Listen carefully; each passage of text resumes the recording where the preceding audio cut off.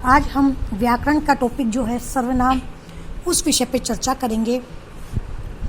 सर्वनाम, जैसे कि इस शब्द का यदि हम शाब्दिक अर्थ देखें तो सर्व का अर्थ होता है सबका और नाम का अर्थ होता है कि नाम वाले शब्द, यानी कि जो शब्द संज्ञा के स्थान पर किसी वाक्य में प्रयुक्त होता है उसको सर्वनाम कहते हैं।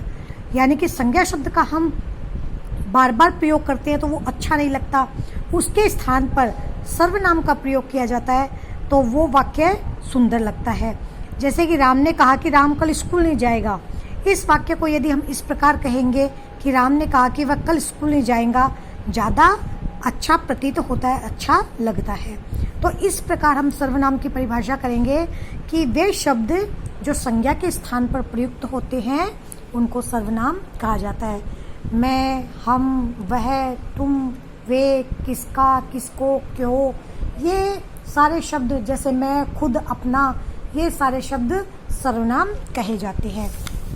तो इस प्रकार इन शब्दों के आधार पर हम सर्वनाम के 6 भेद करते हैं। सबसे पहला भेद है पुरुषवाचक सर्वनाम।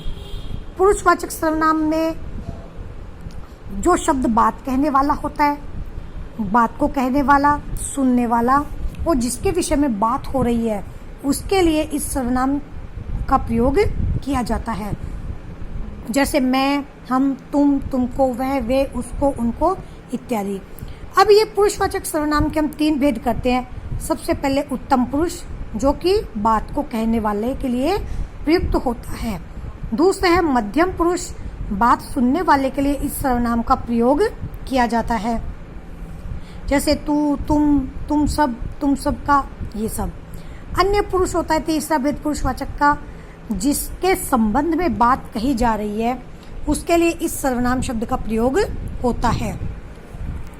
जैसे वह पढ़ता है, वे पढ़ते हैं, तुम यहाँ, ये, उनको किसी ने वहाँ देखा क्या, इस प्रकार ये अन्य पुरुषवाचक सर्वनाम के अंतर्गत आते हैं। अब सर्वनाम का दूसरा भेद है निश्चयवाचक सर्वनाम। किसी निश्चित वस्तु या व्यक्ति का बोध कराने वाले सर्वनाम शब्द निश्चयवाचक सर्वनाम कहलाते हैं। यह पुराना मकान है, वह पुराना मकान है, ये मेरी पुस्तकें हैं, वे उनकी पुस्तकें हैं। तो ये इस प्रकार के जो शब्द है जो संकेत का बोध करवाते हैं, संकेत भी होता है, इनसे संकेत का पता चलता है, तो संकेतवाचक सर्वनाम भी इनको कहते हैं और ये निश्चितता का बोध करवाते हैं। सर्वनाम का अगला भेद है अनिश्चयवाचक सर्वनाम। जिस सर्वनाम शब्दों से किसी निश्चित वस्तु या व्यक्ति का बोध न हो उसे अनिश्चयवाचक सर्वनाम कहते हैं।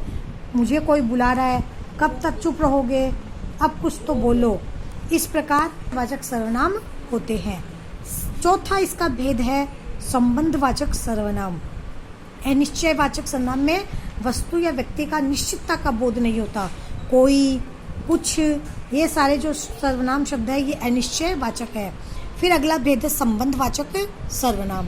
एक सर्वनाम से दूसरे सर्वनाम या संज्ञा का संबंध प्रकट करने वाले सर्वनाम जो होते हैं वो संबंधवाचक सर्वनाम कहलाते हैं। एक सर्वनाम से दूसरे सर्वनाम प्रकट करने वाले ये संबंधवाचक सर्वनाम कहलाते हैं।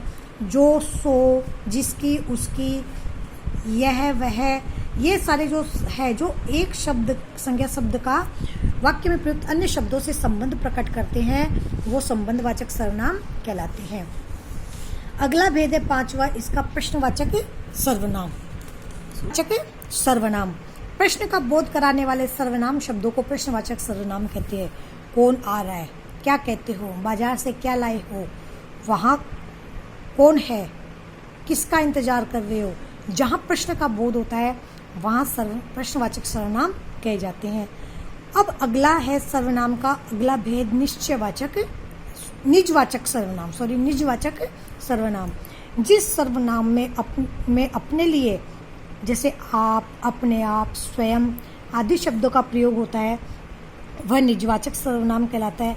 मैं अपने आप बाजार चला जाऊंगा, तुम स्वयं वहाँ चले जाना, मैं खुद अपने कपड़े धो लूँगा, मैं खुद अपना काम कर लूँगा।